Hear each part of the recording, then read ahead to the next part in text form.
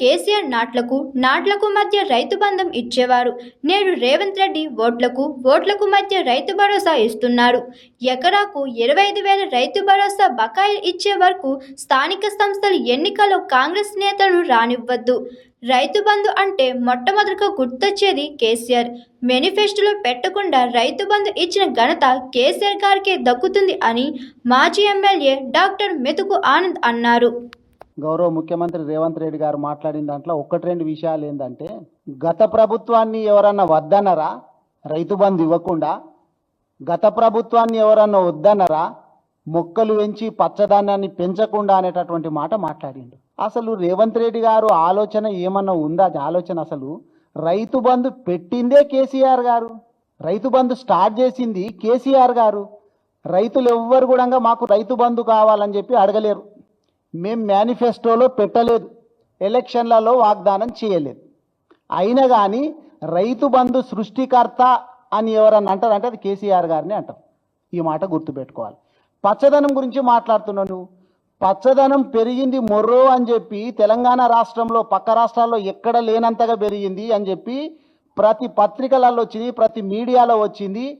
ఏకంగా హైదరాబాద్కు అవార్డు కూడా వచ్చింది 2 సార్లు. మరి ఇది రేవంత్ రెడ్డి గారికి తెలియదా? లేకపోతే పక్కనున్నటువంటి వాళ్లకు చెప్పరా ఆయనకు? లేకపోతే చెప్తే ఈయన పట్టించుకోవడం అనేటటువంటి విషయాన్ని కూడా ఆలోచన చేయాలా? ఇప్పుడు ఎలక్షన్స్కు పోతా అని చెప్తున్నటువంటి రేవంత్ రెడ్డి గారు ఊళ్ళ లోపల పల్లెల లోపల పల్లె ప్రగతి పట్టణ ప్రగతి ఏమైంది? అసలు ఎలక్షన్స్కు ఏం ముఖం పెట్టుకొని పోతారు?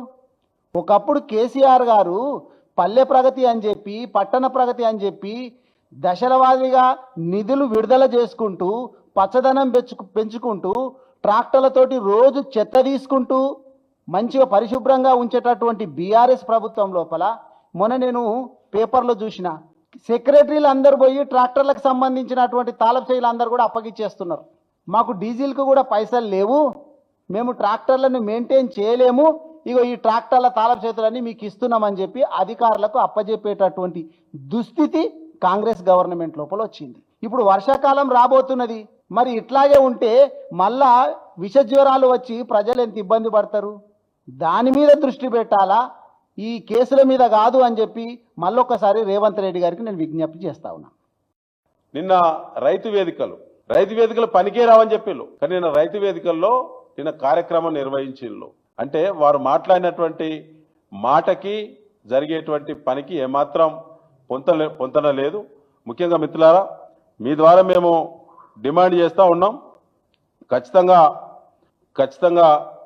25,000 రూపాయలు ప్రతి ఎకరాకు బాకీ ఉన్నాడు రేవంత్ రెడ్డి. కాంగ్రెస్ పార్టీ స్థానిక సంస్థల ఎన్నికల స్టంటులో భాగంగా ఇవాళ రైతు భరోసా అని చెప్పి తెరలేపిళ్ళు. రైతులందరూ కూడా ఇది స్పష్టంగా అర్థమైంది, అర్థం చేసుకోవాలని చెప్పి కూడా మేము విజ్ఞప్తి చేస్తూ ఉన్నాం.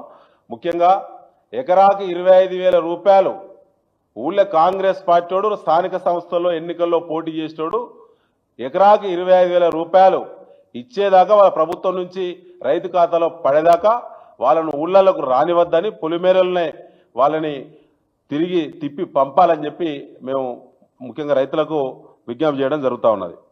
ఇటీవల కాలంలో మా నాయకుల మీద, కేసీఆర్ గారి మీద, కేటీఆర్ గారి మీద, హరీష్ రావు గారి మీద రేవంత్ రెడ్డి యొక్క ప్రవర్తన ఎట్లుందంటే ఒక సైకోను మరిపించే విధంగా ఉన్నది.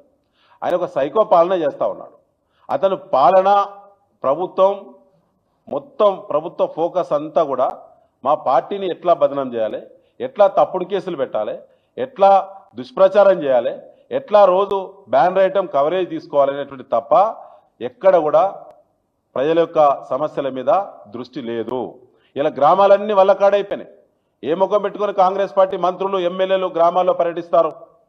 ఏ ముఖం పెట్టుకొని వాళ్ళు స్థానిక సంస్థల ఎన్నికల్లో పోయి ఓట్లు అడుగుతారు? ఏ ఒక్క హామీ నెరవేర్చిల్లని చెప్పి రేవంత్ రెడ్డి ఏ ముఖం పెట్టుకొని ఇలా గ్రామాల్లో వాళ్ళ స్థానిక సంస్థల వాళ్ళ అభ్యర్థులను గెలిపించాలని చెప్పి ఏ ముఖం పెట్టుకొని కాంగ్రెస్ పార్టీ అడుగుతుంది? అన్ని మోసాలే చేసిళ్ళు, ఏ ఒక్కటి కూడా ఇప్పటివరకు నిజం కాలేదు. కాబట్టి అన్ని రకాల మోసాలు అనుభవించినటువంటి ప్రజలందరూ కూడా కాంగ్రెస్ పార్టీకి రాబోయే స్థానిక సంస్థల ఎన్నికల్లో బుద్ధి చెప్పడానికి సిద్ధంగా ఉన్నారు. మేము మీ ద్వారా విజ్ఞప్తి చేస్తా ఉన్నాం. గ్రామాలకు స్థానిక సంస్థల ఓట్ల కోసం వచ్చే అధికార పార్టీ ఎమ్మెల్యేలను, మంత్రులను ఎన్నికల్లో ఇచ్చినటువంటి హామీలు ఏవైతున్నాయో హామీల అమలు చేయాలని చెప్పి అడుగడుగున ప్రజలు నిలదీయాలని చెప్పి బీఆర్ఎస్ పార్టీ పిలుపునిస్తా ఉన్నది. హాయ్ ఎవ్రీవన్, నేను మీ Pavani. Please like, share and subscribe GRTV. Hi, I'm Jyoti Singh. Please like and subscribe GRTV channel. అందరికీ నమస్కారం. నా పేరు Sambit. Please like and subscribe GRTV. Thank you.